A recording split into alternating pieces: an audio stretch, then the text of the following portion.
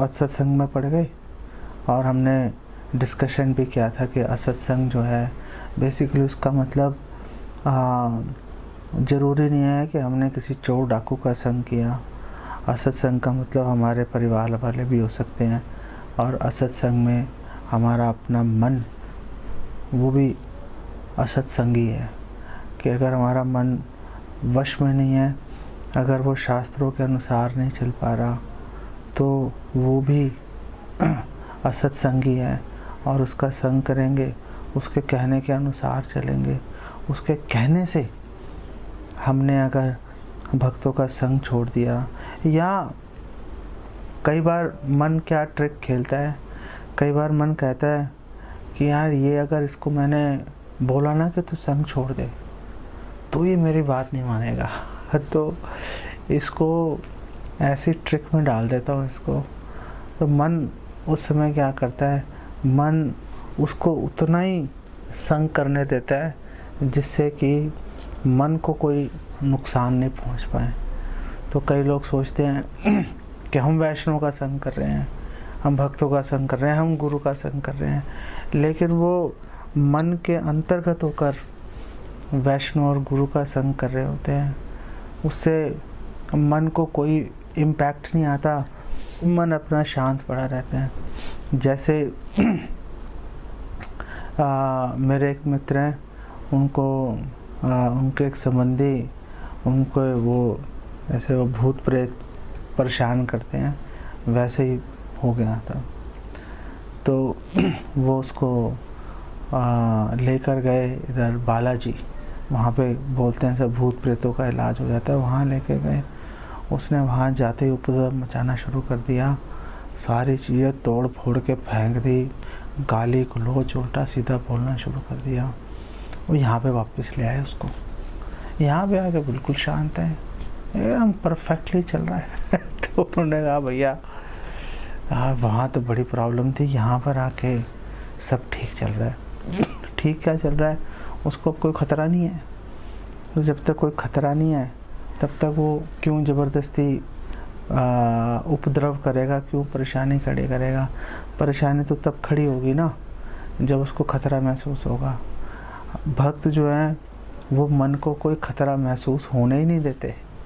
उसको कहते हैं यार तू टेंशन मत ले भाई तेरे को हम कोई परेशानी ना आज तक आने दिए, देख आने दिया कोई परेशानी नहीं आने दी ना आज तक आने दिया, ना ही तेरे को आगे परेशानी हम आने देंगे। और सोचते हैं कि अभी चलो हम बस भक्तों के साथ जुड़े रहते हैं। ये भी खैर बड़ी बात है कि चलो कैसे भी है भक्तों के साथ कनेक्शन तो कुछ ना कुछ तो है ही, कनेक्शन चलो पड़ा हुआ है भक्तों के साथ में। और सोचते हैं कि जब थोड़ी उम्र हो जाएगी तो वृंदावन में जाएंगे, और वृंदावन में जाके वहाँ पे हमें एक क्वार्टर बना के, एक फ्लैट लेके, एक मकान बना के बस वहाँ पे आराम से रहना शुरू कर देंगे और भजन करना शुरू कर देंगे। और श्रील प्रभुपाद ने बोला कि हरिदास ठाकुर के नकल करने की कोशिश मत करना।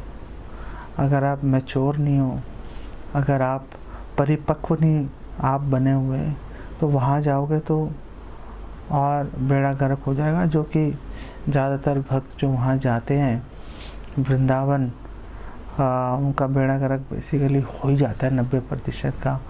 कैसे हो जाता है कि उनको लगता है कि इस कौन में उनको उस तरह का संग नहीं मिलता, तो वो क्या करते हैं, अब पूरे 24 घंटे कैसे बिताएं, चलो 6 घंटे सो लिए बाकी का टाइम कैसे बिताएं।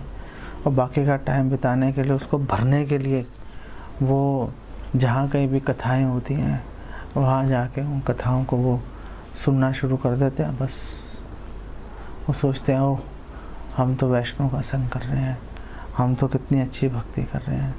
अरे भक्ति क्या कर रहे हो आप, प्रभुपाद के ग्रंथों को पढ़ के उस पर मनन करना चाहिए था। जो लोग प्रभुपाद के ग्रंथों पर आधारित प्रवचन कर रहे हैं, सजातीय जो वैष्णव है, उनकी बात सुननी चाहिए थी। एक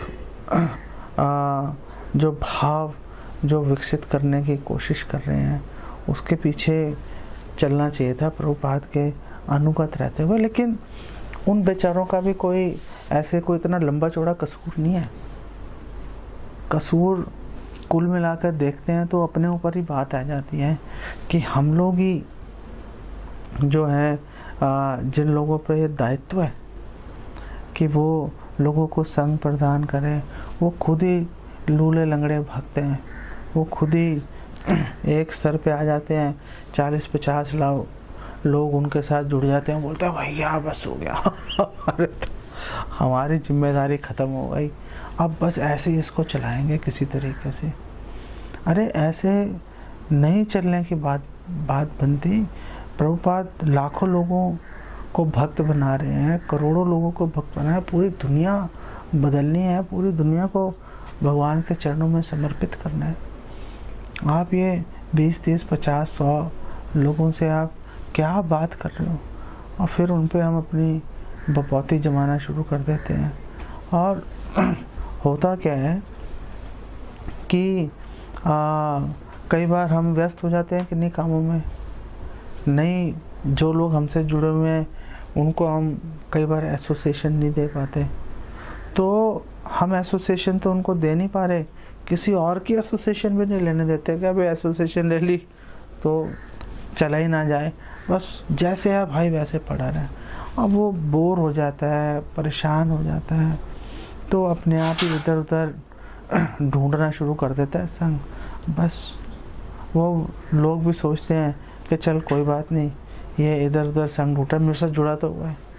इस तरह की सोच के साथ में हम लोग पूरा जीवन ही बेसिकली निकाल देते हैं।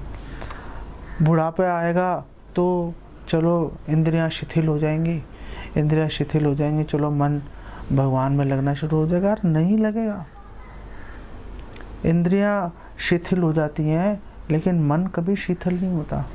इसीलिए तो मन को इंद्रियों का राजा बोला गया। यही एक गुण है, चाहे 90 साल का हो जाओ, 100 साल के हो जाओ, इंद्रियां लटक जाएंगी, शिथिल हो जाएंगी, लेकिन मन यथावत उतना ही ताकतवर बना रहता है। इसका हमें प्रमाण मिलता है च्यवन ऋषि के प्रसंग में मिलता है, जब वो क्षयात्री जो राजा है, क्या नाम था उसका, क्षयात्री था या क्या था, लेट मी फाइंड आउट, हाँ शर्याती, जो शर्याती राजा जो है वो अपनी पुत्री सुकन्या और सैनिक वैनिक तो चलो साथ चलते ही थे, वो लेके गया था अपनी कन्या को, कहा चलो तुम्हें एक महान ऋषि के दर्शन कराने जाता हूँ। वहाँ गया और वहाँ पे वो उसको जो सुकन्या थी उसको ज़मीन में जो कैंचुए होते हैं उनके बिल बना हुआ था, छेद था, उसमें उसको चमक आ रही थी, पता नहीं क्या उसके दिमाग में आया, उसने कांटा उठाया और ट्रैक से मार दिया उसको, उसमें से खून निकलना शुरू हो गया। जैसे खून निकलना शुरू हो गया वैसे ही जो राजा है और उसके सिपाही सबका मलमूत्र बंद हो गया। बड़ी परेशानी हो गई। चलो मल तो 2-4 घंटे बंदा निकाल लेता है, अगर मूत्र बंद हो जाए तो पसीने छूट जाते हैं, चिल्लाना शुरू कर देते हैं थोड़ी देर में। जैसे जो गाय होती है ना, गाय अगर बिल्कुल एक्यूरेट टाइम पर अगर दूध उसका नहीं निकाला तो उसको प्रेशर होता है, उसको उसके थनों में, वो चिल्ला चिल्ला के पूरा मोहल्ला सिर पे उठा लेगी। वो टाइम पे अगर वो प्रेशर रिलीज़ नहीं किया तो प्रॉब्लम हो जाती है, सारे परेशान हो गए। तो शर्याती ने सोचा यार एक ज़रूर कोई ना कोई हमसे गलती हो गई। सुकन्या ने कहा हाँ मेरे से हुई है। वो पता चला वो जो लाइट थी, वो जो चमक थी, वो एक्चुअली में च्यवन ऋषि थे। और बाहर निकले, हाँ बिल्कुल बुढ़े ठहरे एकदम। तो राजा ने कहा अरे आपको ज़्यादा लगी तो नहीं। अब वो च्यवन ऋषि जो है वो उसकी कन्या को देख रहे थे, तो उसका तो उत्तर दिया नहीं शर्याती को। और च्यवन ऋषि उसको बोल रहे हैं अरे तुम्हारी बेटी की शादी हुई है क्या? और राजा को समझ में आ गया कि भाई ये मेरी पुत्री से विवाह करना चाहता है। कहाँ वो 90 इतना पुराना बुढ़ा, कहाँ उसकी जवान कन्या। लेकिन उसको पता कि अगर मैंने अपनी कन्या इसको नहीं सौंपी तो बस मेरा बंटाधार हो जाएगा। फिर कन्या का विवाह किया, सारे ठीक हो गए, वापस अपने घर आ गया और कन्या को वहीं पे उसने सुकन्या को रख लिया उसने, च्यवन ऋषि ने। और ऐसे ही एक बार अकबर ने बीरबल से पूछा, प्रभुपाद कोट कर रहे हैं इस बात को, प्रभुपाद लेक्चर में प्रभुपाद बता रहे थे कि अकबर ने पूछा बीरबल से, यार ये काम वासना कब तक रहती है व्यक्ति के शरीर में? तो बीरबल ने कहा मरते दम तक। अकबर ने कहा पागल होना है, ऐसे थोड़े ना होता है, अब बंदा मरने वाला है, इतनी तकलीफ़ है शरीर में, सारा शरीर जर्जर हो गया, उस समय वो सेक्स के बारे में कैसे सोचेगा? बीरबल ने कहा चलो आपको एक व्यक्ति से मिला के लाता हूँ, अपनी जो आपकी जवान लड़की है उसको साथ ले चलना। ले गया वो उसको साथ में। और अब बीरबल ने कहा उसकी शक्ल देखते रहना, इसकी जो बुड्ढा है जिससे मिलने जा रहे हैं। जब उसके कमरे में घुसे तो खुद बादशाह उसके सामने आ गया। वो जो बुड्ढा व्यक्ति था जो बिल्कुल मरने के कगार पे था, वो अकबर को नहीं देख रहा था, वो देख रहा था उसकी कन्या को। अकबर ने कहा भैया समझ गया मैं बात तेरी, मरते दम तक रहती है। तो ये मन का बेसिकली काम है। हम सोचे कि बुढ़ापे में इसको हम कंट्रोल में कर लेंगे। जितने भी लोग बोलते हैं ना ये भोगी लोग कि ये कोई उम्र है तुम्हारी हरे कृष्णा करने की, बुढ़ापे में जब इंद्रियां शिथिल हो जाएंगी तब कर लेना। अरे इंद्रियां शिथिल हो जाएंगी उसका क्या करें, मन का क्या होगा? मन तो वैसे का वैसे ही बना रहेगा। अगर आज मन को कंट्रोल नहीं किया तो आगे जाके तो हमारी संकल्प शक्ति घटेगी बढ़ेगी थोड़े ना। आज तो थोड़ा बहुत दुख तकलीफ आएगी, झेल लेंगे, बुढ़ापे में कौन झेलेगा उसको?